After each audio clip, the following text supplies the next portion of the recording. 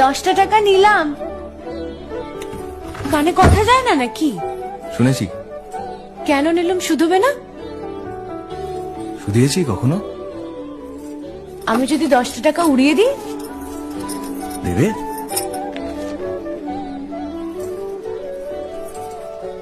আমি তবে যাই। আমরা থিয়েটার দেখতে যাচ্ছি। তুমি কি শুনলে আমি কি বললাম? বড় জ্বালাচ্ছ ললিতা।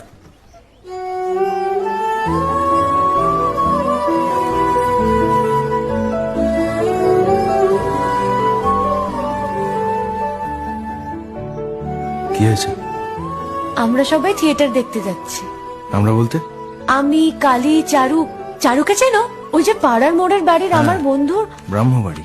হ্যাঁ, ওই চারু, চারুর মা আর ওর মামা।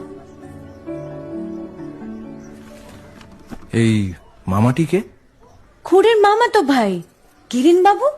সে তো মুঙ্গেরে থাকে, কলকাতায় পড়তে এসেছে। সেখানের কলেজে নাকি আর বেশি পড়ার উপায় নেই, তাই এখানেই ভর্তি হবেন।